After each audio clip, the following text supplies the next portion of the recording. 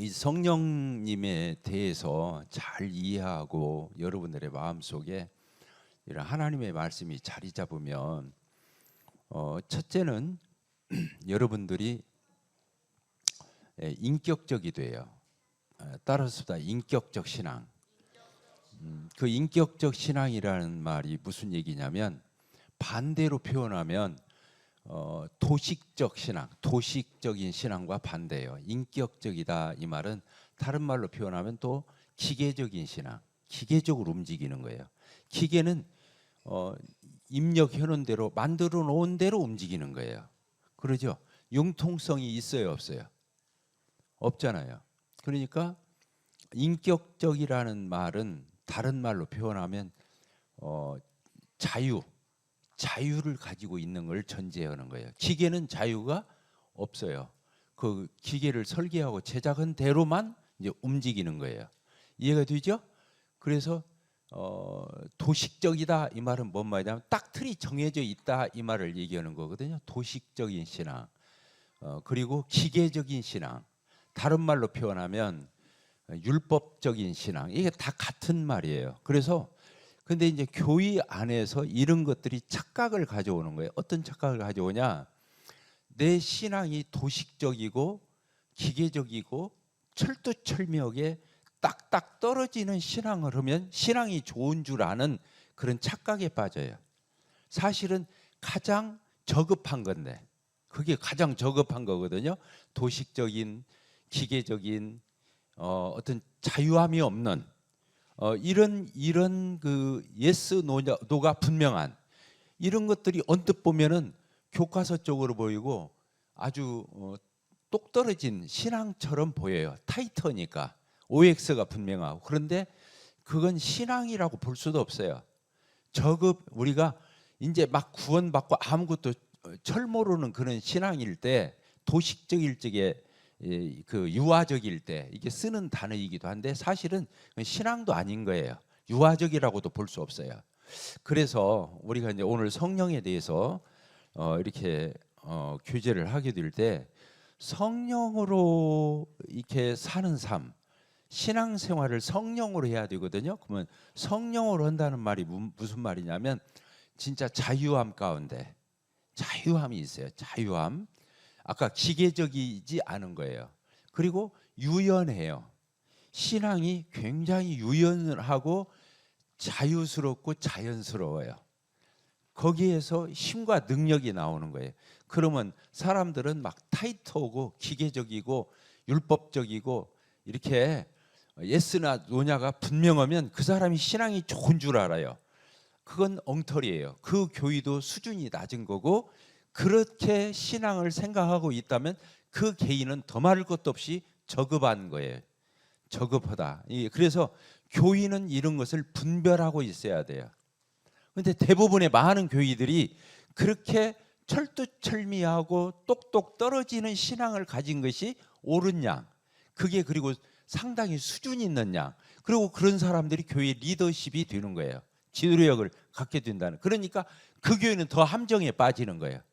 그래서 교회 신앙은 도덕 윤리적이 아니에요. 도덕 윤리적이 아니다. 뛰어넘는 거예요. 자유롭고 자연스럽고 이렇게 그 복음처럼 이렇게 하는데 아까 진리를 또 거스리지 않아. 아까 똑똑 떨어진 사람은 진리를 똑똑 지키는 것처럼 보이잖아요. 그러니까 속는 거예요. 근데 아까 은혜로 살고 자유로움 가운데 인격적으로 성령으로 사는 사람은 그렇게 딱딱 떨어지게 안 보인단 말이야. 우리 성경 한 구절 읽고 시작합시다. 고린도후서 고린도후서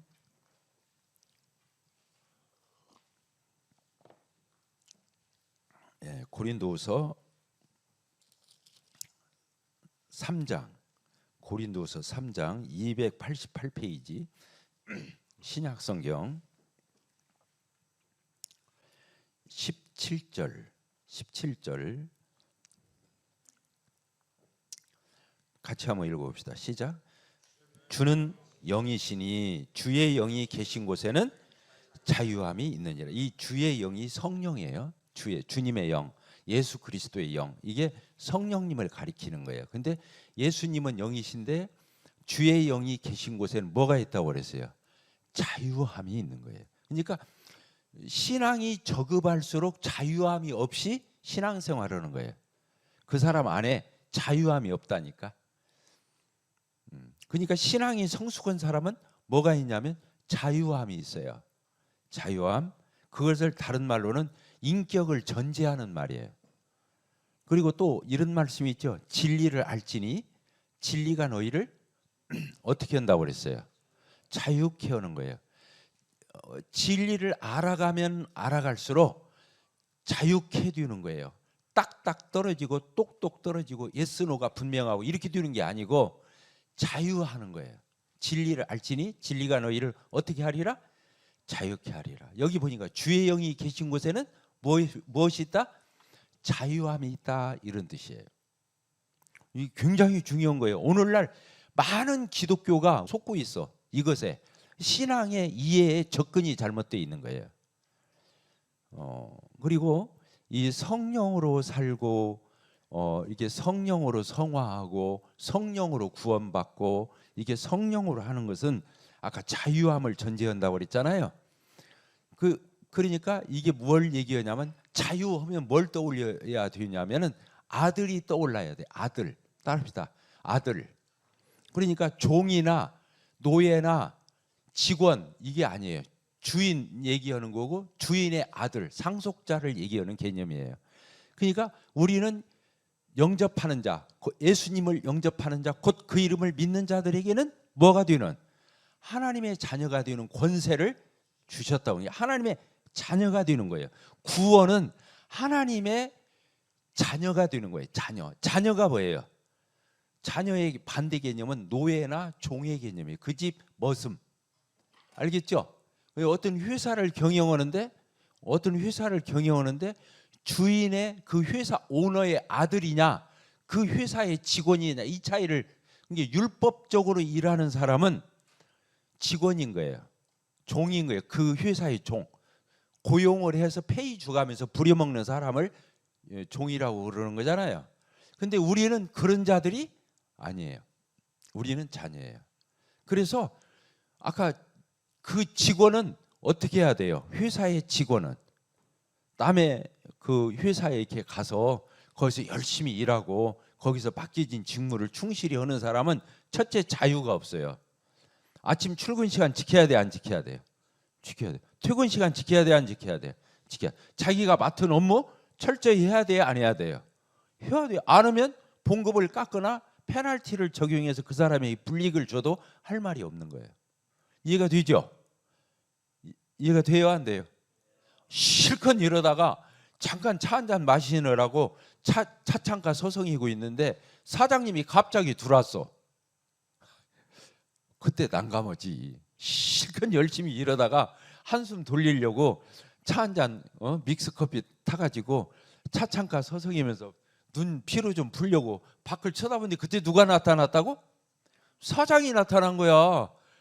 내가 이럴 적은 안 나타나더니 갑자기 한 5분 쉬려고 커피 타가지고 밖을 서성이는데 그때 사장이 나타나서 뭘 본 거야? 노는 거 본 거야. 그럼 마음이 불안해요, 안 불안해요?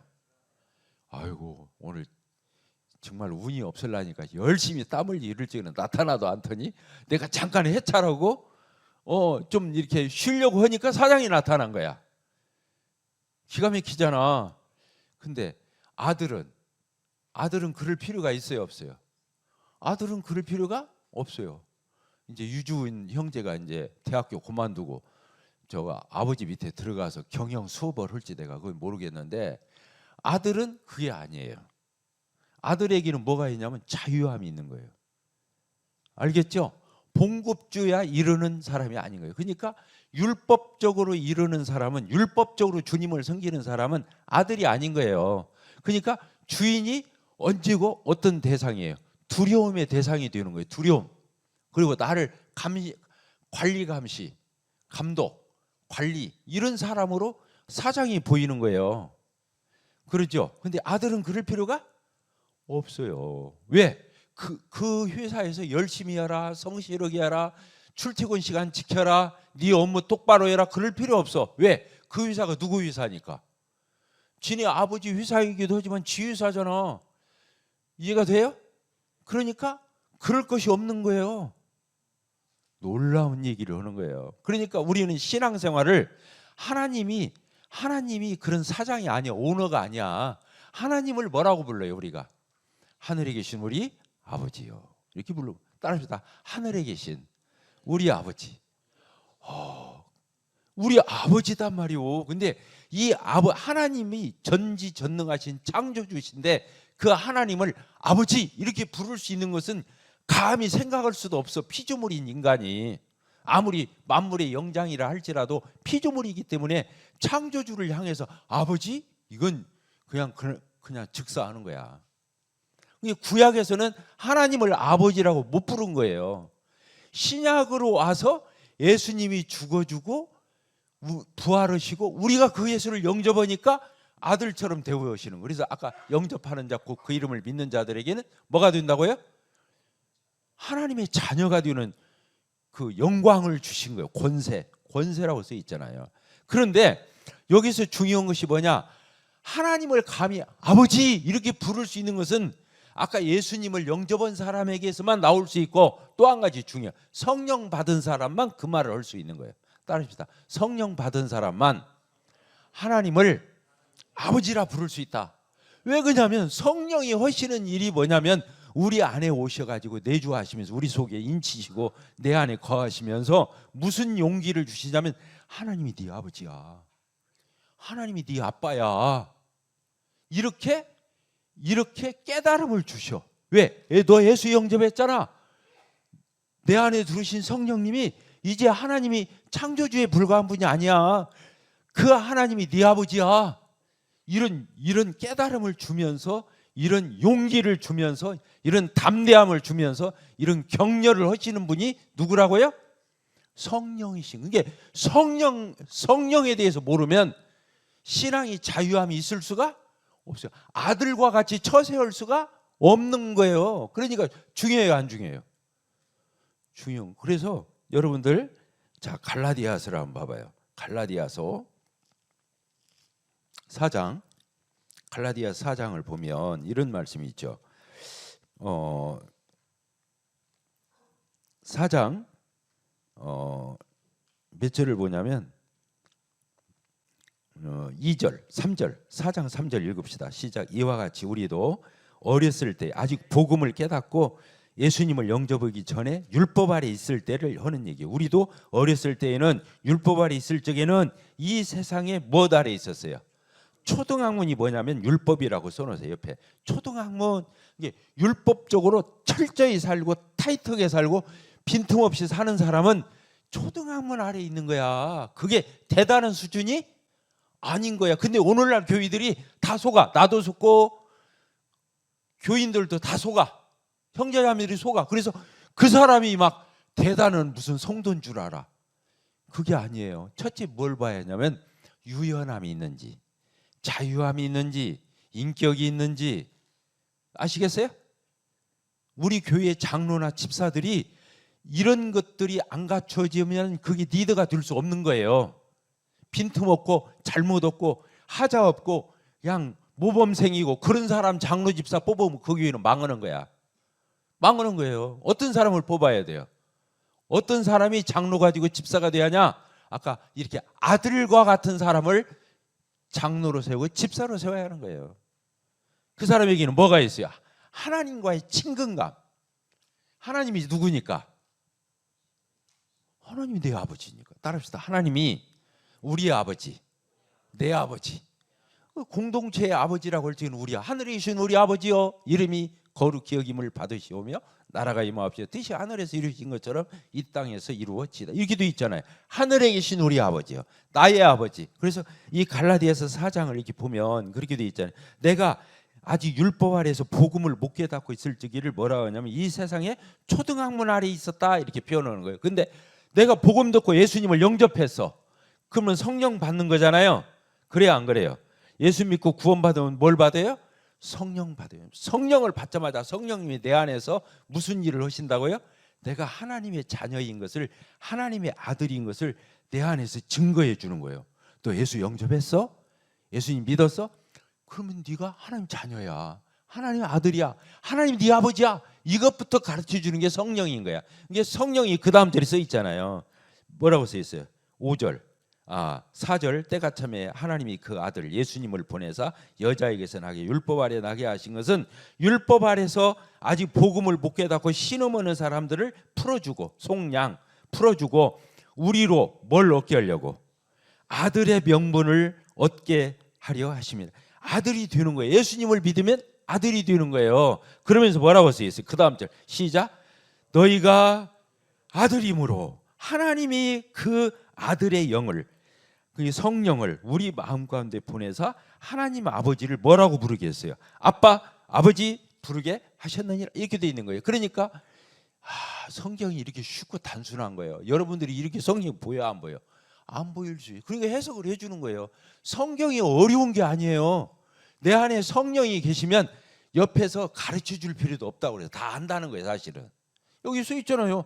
아들 되는 거예요. 예수 믿으면 아들 되는 거예요. 하나님. 그리고 내가 예수님을 믿고 아들이 되면 아들의 영이신 성령님이 내 안에 오셔서 내주어시고, 내 안에 안내자에다가 거주한다는 저주, 내주 그러는 거예요.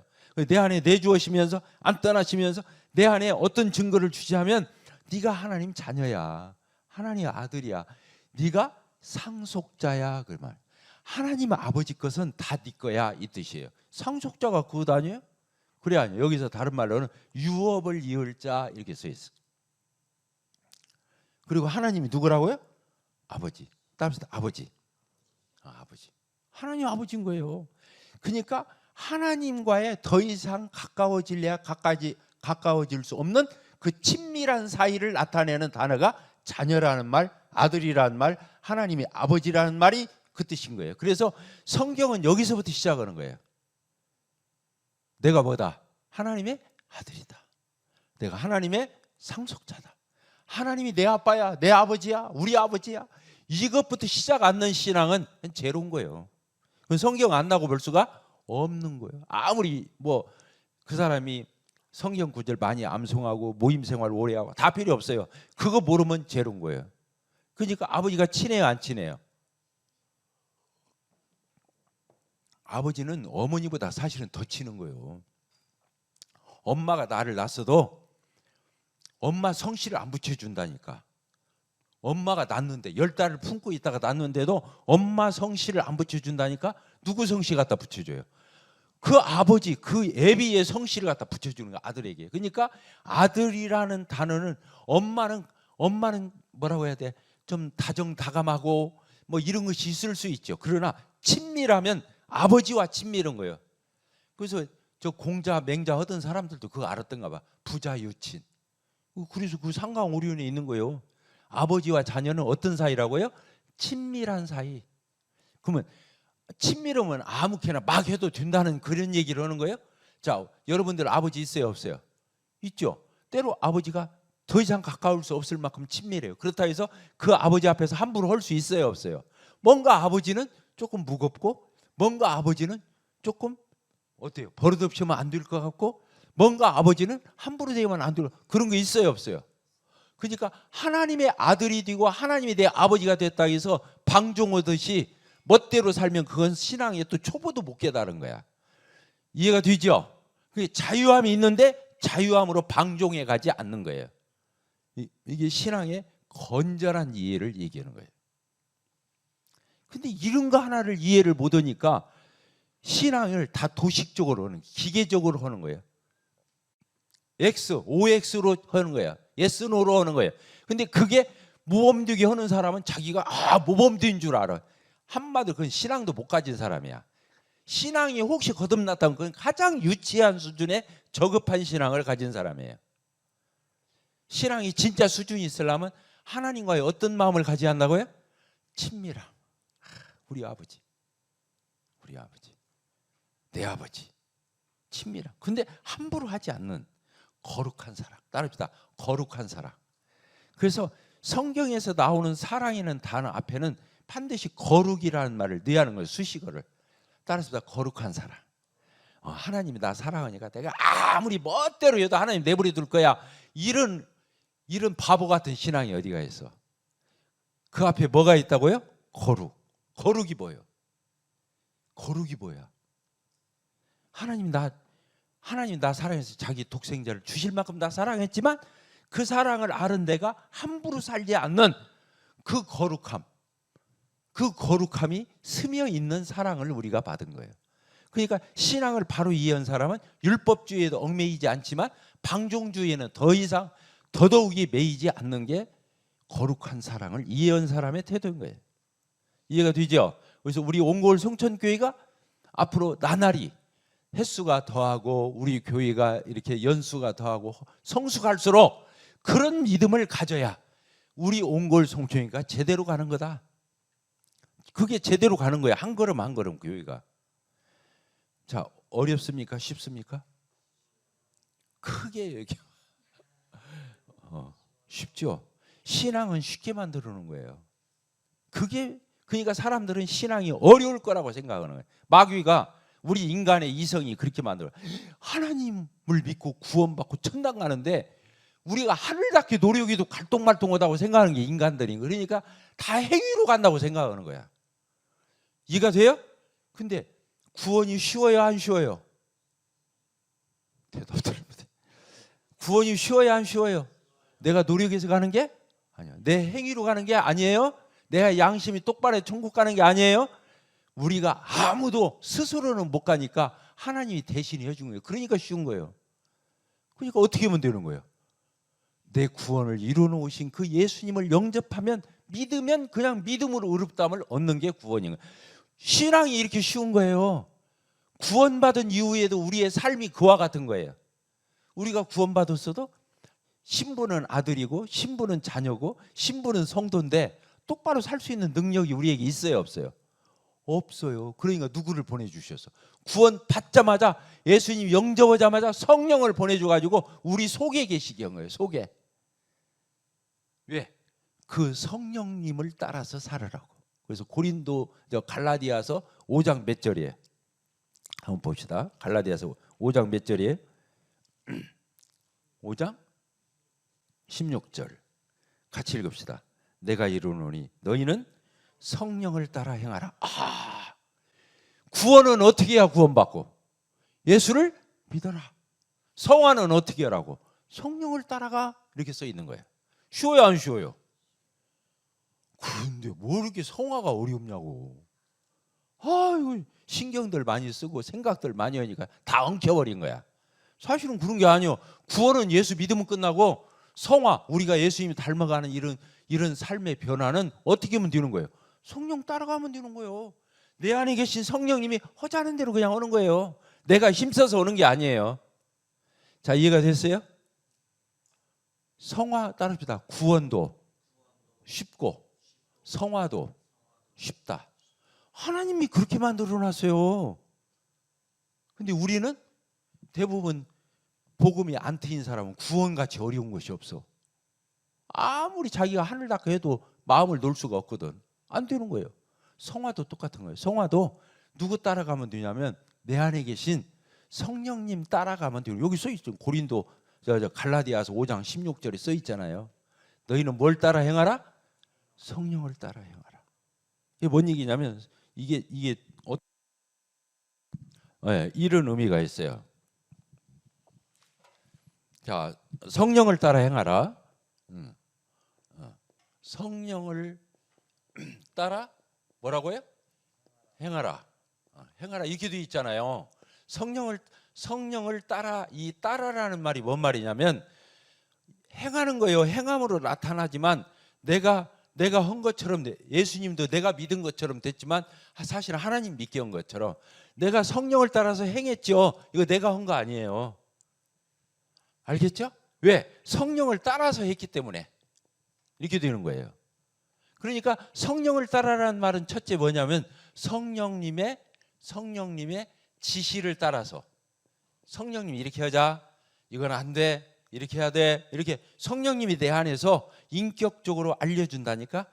명령, 율법적으로 알려주는 게 아니라 내 안에 계신 성령님이 속삭이듯이 말을 하는 거야. 유선아, 그러면 안 되겠지? 참아야겠지? 그러면 참아야 돼, 안 참아야 돼? 왜 웃어? 평화. 아니야, 저기 평화 말고. 평화야? 평화구나. 성령님의 지시, 성령님의 인도함이라고 하면 제일 편하겠다. 성령님이 인도하는 대로 지시를 따라 이 뜻이에요. 성령님이 지시해 주는 대로 이 뜻이에요. 알겠죠?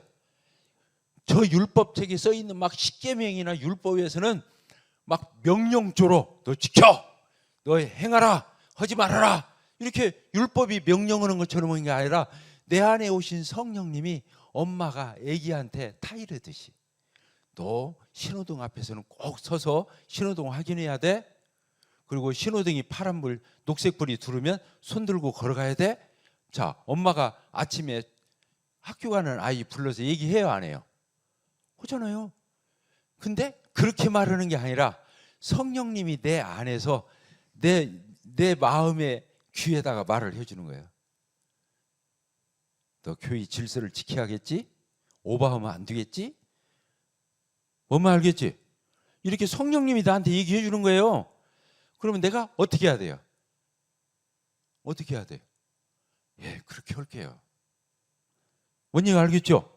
그 아멘 하고 그렇게 따라서 하는 거예요. 그러니까 나는 할 생각도 전혀 않고 있는데 성령님이 하라고 했지. 내 안에서 속삭여 주셨지.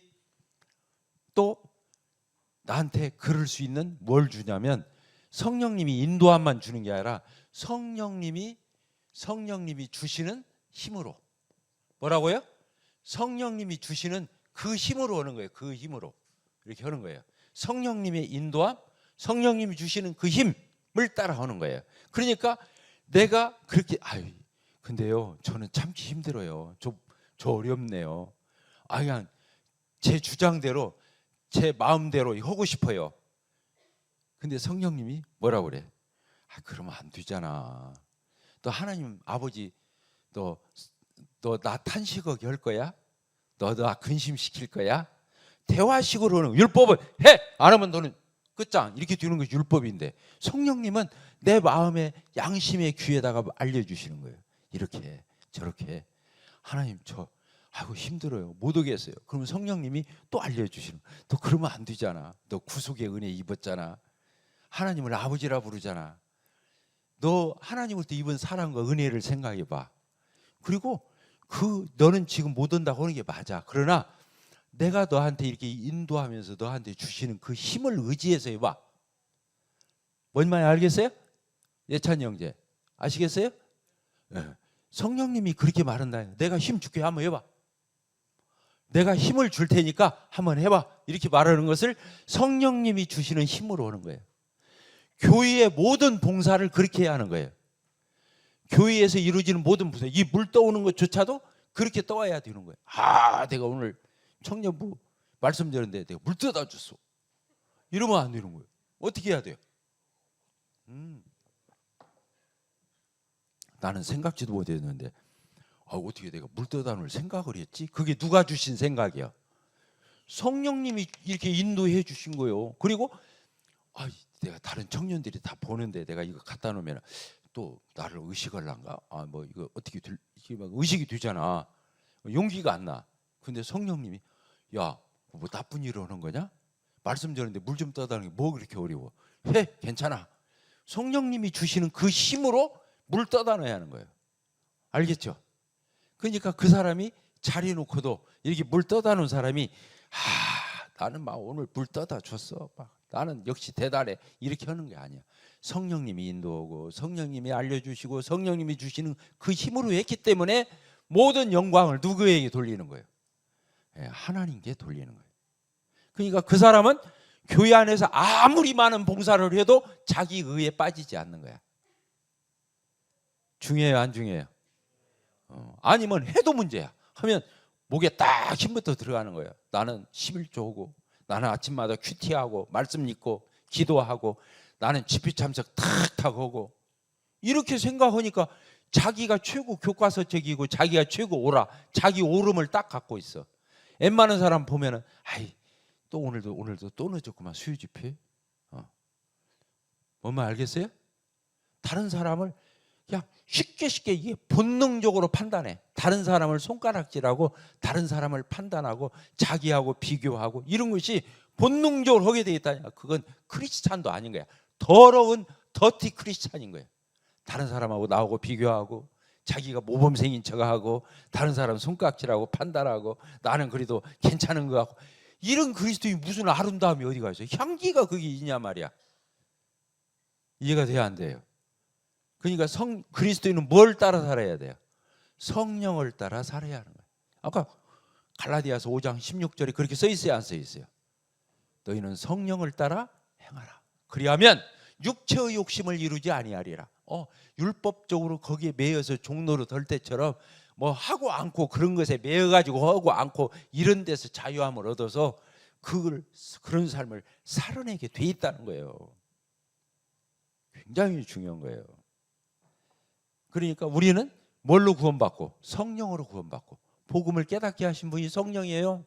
예수님을 믿는 마음을 주시고 그 의지를 발동해 준 분이 성령이에요. 그러니까 성령으로 시작했다가 육체로 마치겠느냐 이 말은 너희가 이렇게 성령으로 거듭났는데 나중에 육체에 하고 않고 이런 율법 아래 수준으로 되돌아갈 거야?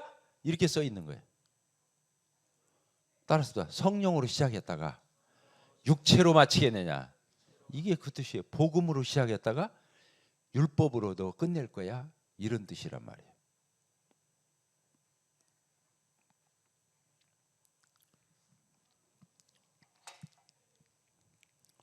자, 이해들 됩니까? 안 됩니까?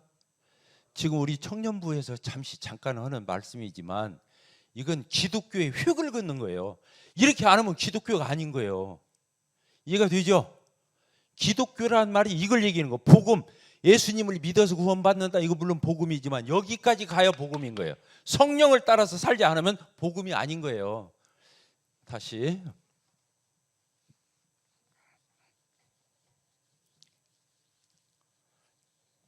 자, 율법이 됐던 복음이 됐던 다 같은 말이에요. 자, 여기를 봅시다.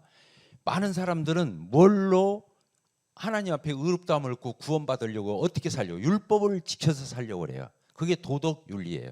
자, 율법이에요. 이 율법이 다른 말로는 계명이에요. 계명. 왜 그러냐면 율법이 몇 가지가 있어요. 613가지. 613가지가 이것을 묶어 놓은 게 십계명이거든요. 뭔 말 알겠죠? 10가지 계명이잖아요. 그러니까 율법이란 말이나 계명이란 말이나 같은 말이다 그 말이에요. 그러니까 이 율법은 누가 지키는 거예요? 내가 지키는 거예요. 나. I am. I. 내가 지키는 거예요. 주체가 나예요. 율법을 내가 지키잖아요. 이거 지키고 이거 하지 마. 해. 그러면 하고 하지 마 않고 이것을 내가 하는 거 하고 않고 하는 거다. 그래서 율법 아래에 있는 사람은 나 아래에 있는 거예요. 나 아래. 내가 율법을 지키는 거니까. 그리고 이것을 가지고 율법을 지키는 것이 뭐예요? 행위를 얘기하는 거예요. 이게 뭐냐면 선행이라고도 할 수 있죠. 올바른 행위. 해 하면 하고 하지 마 하면 않고 이걸 얘기하는 거니까. 그래서 이 행위 선행을 하죠. 그래서 자기가 어떻게 되려고 그러는 거예요? 의롭게 되려고 그러는 거예요. 의롭게. 알겠죠? 의롭게가 뭐예요? 똑바른 사람 되려고 한다니까. 의롭게. 근데 이렇게 살 수가 있어요, 없어요? 이렇게 살려면은 100% 지켜야 돼요. 태어나서 죽을 때까지 100% 지켜야 한다고. 100%. 근데 그럴 수 있는 인간이 있어요, 없어요? 없어요. 왜? 아담 안에서 태어날 때부터 죄인이기 때문에 죄를 안 지을 수가 없어요. 그러니까 행위로 하나님 앞에 의롭다함을 얻을 육체가 없는 거예요. 이해가 됐어요, 안 됐어요? 됐죠? 네. 그런데 율법 반대가 뭐예요? 복음이에요. 복음은 뭐예요? 행위가 아니라 뭐예요? 은혜인 거예요. 은혜. 거저 값없이.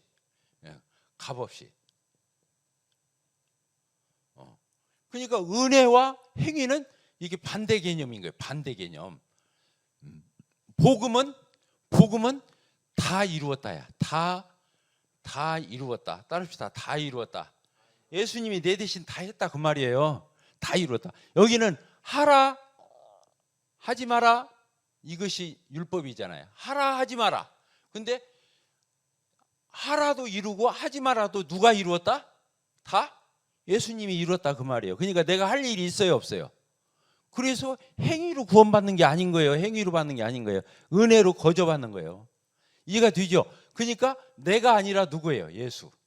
알겠죠? 예수님이 다 했으니까 내가 하고 안 하고의 문제가, 예수님이 다 이루었으냐, 예수님이 다 이루고, 그러니까 은혜가 되고, 그 은혜로 어떻게 되는 거예요? 의롭게 되는 거예요. 의롭게 되는 거예요. 의롭게. 그러니까 이렇게 해서는 의롭게 될 수가 없어요. 이렇게 해서 의롭게 되는 거예요. 펜 봐라 이거. 잉크. 예?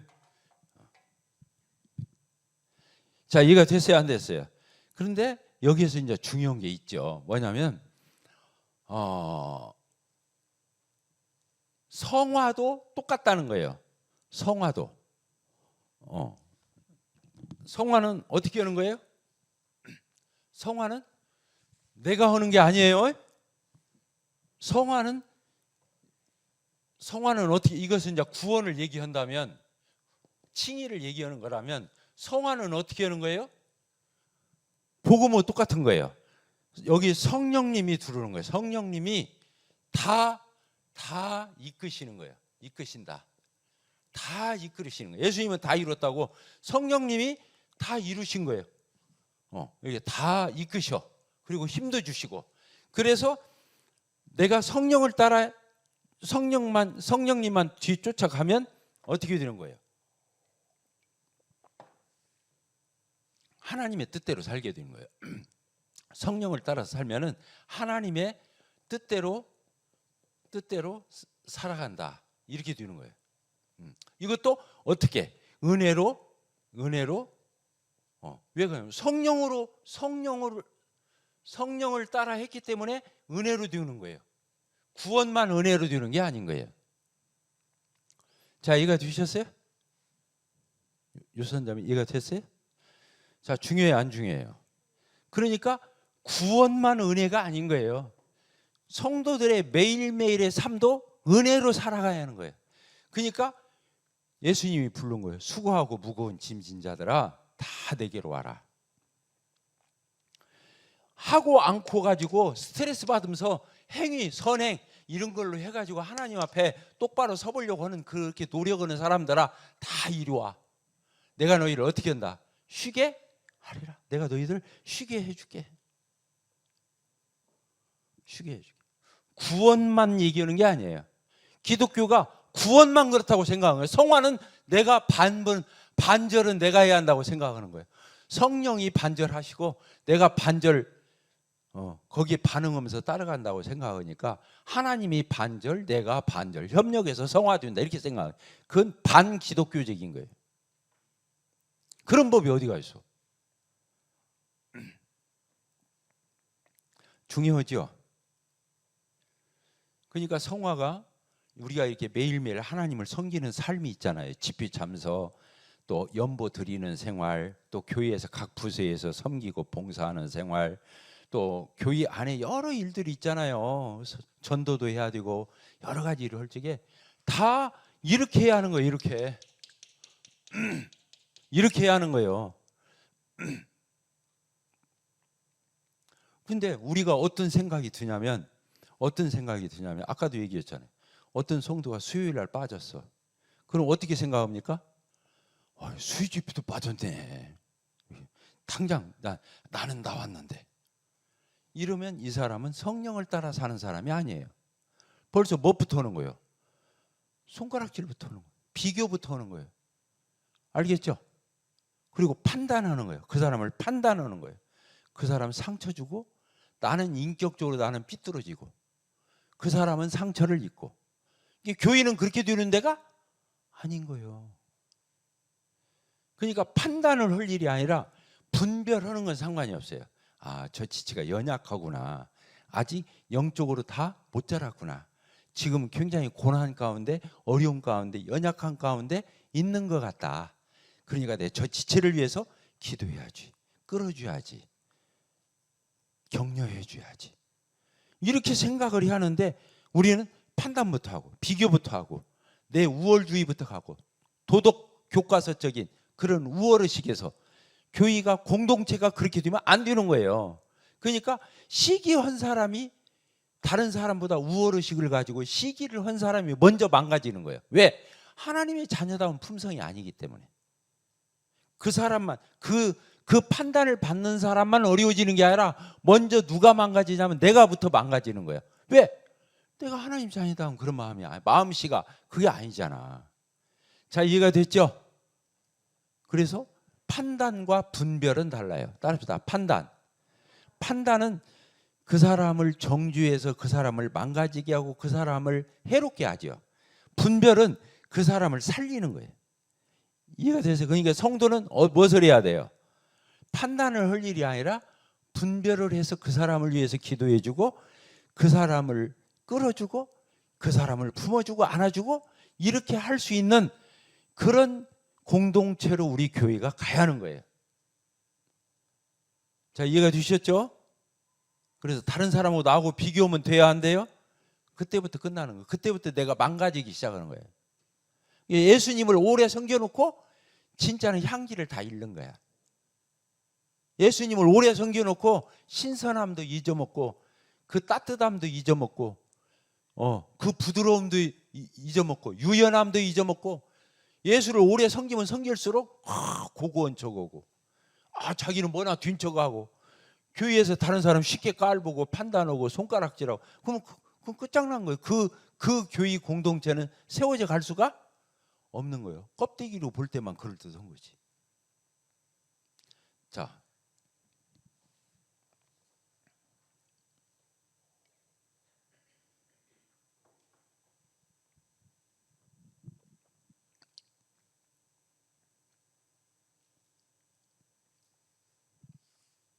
한 군데만 보고 마치도록 하겠습니다. 로마서를 한번 펴보세요. 8장.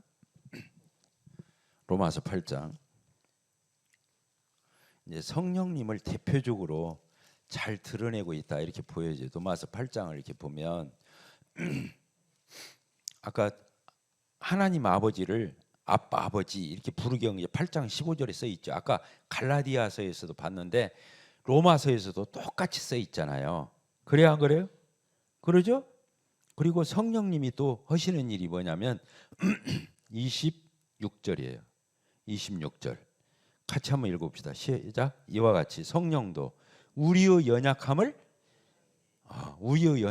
판단하시고 우리를 무시하시고 우리를 깔보시고 우리에 대해서 막 혼내시고 이런 게 아니에요. 성령께서는 우리의 연약함을 도우시나니 이렇게 되어 있어요. 이게 참 성경에서 말하는 성령님의 역할 중에 가장 큰 역할이죠. 우리의 연약함을 어떻게 하신다고요? 도우신다고요. 도우신다. 따라합시다. 나의 연약함을 도우신다. 연약하지 않은 사람이 있어요, 없어요? 구원 받았어도 연약해요, 부족해요. 아직도 허물이 많아요, 우리는. 근데 누가 내 안에 오신 성령님이 우리의 연약함을 도우셔. 야, 기도해. 지금은 기도할 때야.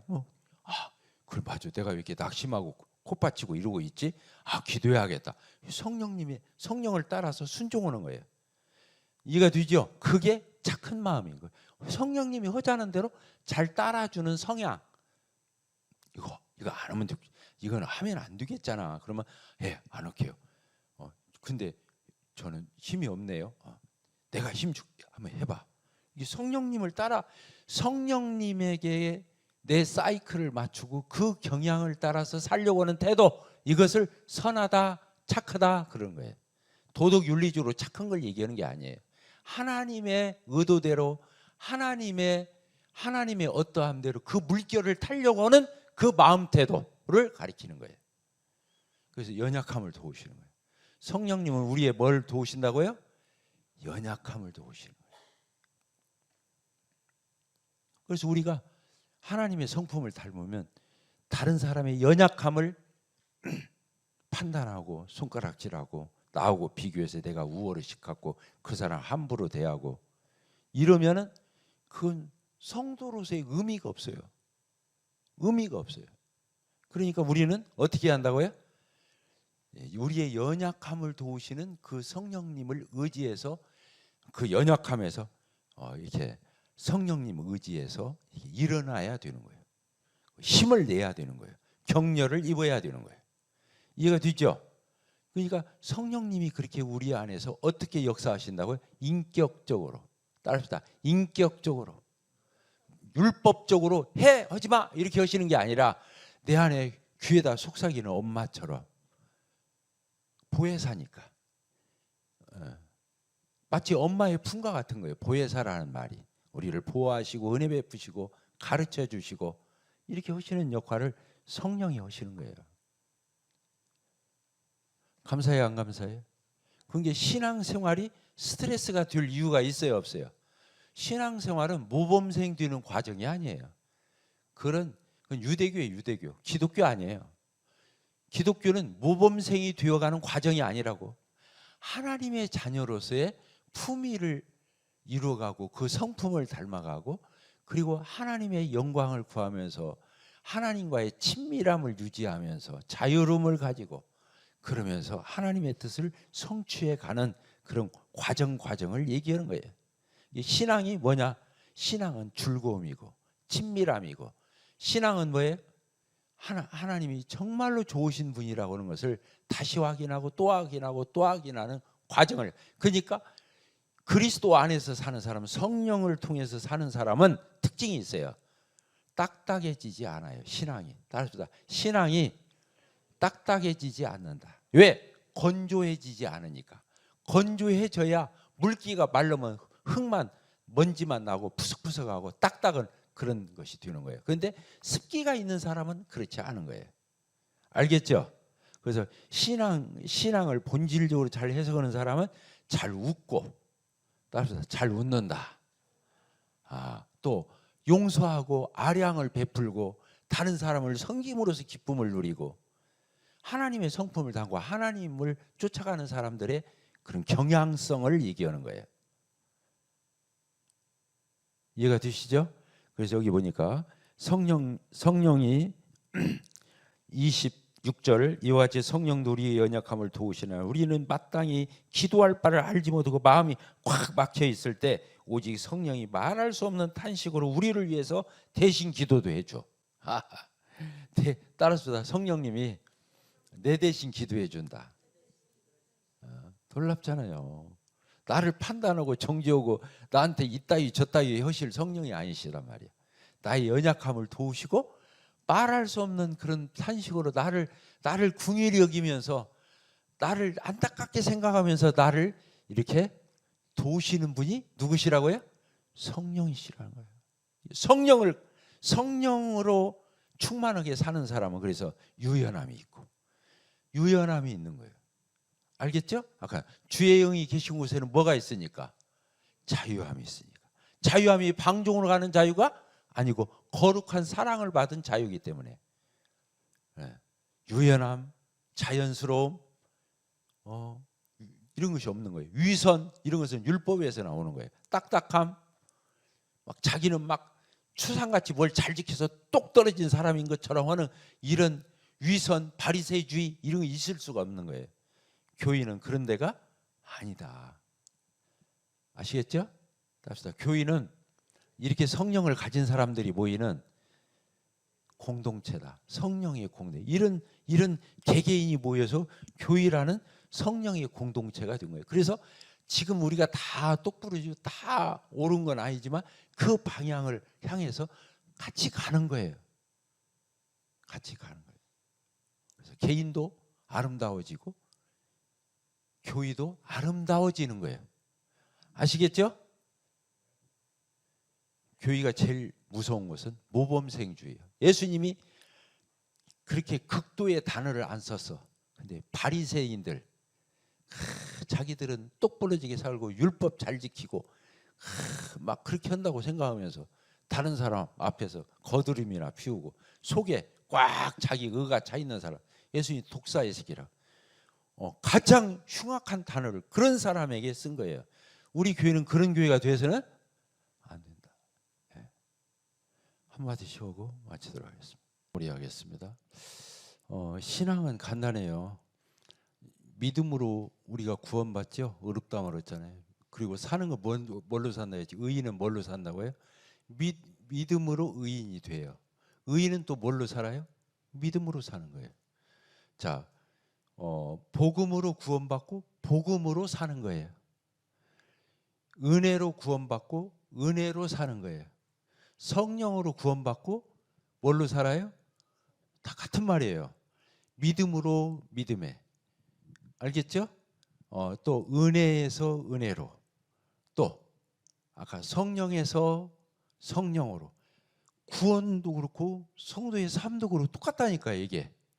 근데 사람들이 구원 받을 때만 내 그 의를 내세운다고 하나님이 싫어라 하시는 게 아니고, 구원받고 난 뒤에도 내가 뭔가 했다고 생각하면서 자기 의에 빠지면 하나님은 그걸 제일 싫어라 하시는 거예요. 거북스러우시는 거예요. 제가 뭐라고 뭘 내세워 하나님 앞에서. 그래요 안 그래요? 구원도 그래서 은혜로 해놨잖아요. 근데 이제 구원 받아놓고 또 뭐나 한 것처럼 그 의를 내세우고 그런 데에 빠졌다면 하나님 볼 적에는 얼마나 볼상사납겠냐 그거야. 하나님이 제일 싫어하는 게 뭐예요? 하나님이 제일 싫어라 하는 거 죄지만, 그보다 더 싫어하는 것은 자기 의에 빠져 있는 거예요. 자기가 뭐나 되는 것처럼 자기 의를 내세우는 거예요. 그러니까 하나님은 지독스럽게 그걸 싫어라 하시는 거예요. 그러니까 구원도 하나님이 다 해놓고 성화도 다 하나님이 해놓고 그대로 하라는 거예요. 그냥. 이해가 되셨죠? 이해가 안 돼요? 그러니까 감사해요 안 감사해요? 근데 사람은 이걸 모르고 자꾸 자기가 뭔가 하겠다는 거예요. 구원도 그렇게 덤비지. 이제 구원을 또 받았다는 성도들은, 또 크리스찬들은 또 자기가 덤비는 거예요. 자기가 뭘 하겠다고. 이해가 되시죠? 그리고 아까 율법적인 이런 성향에 빠져 있는 사람은 성향이 뭐예요? 다른 사람 정죄하고 판단하고 업신여기고 비교하고.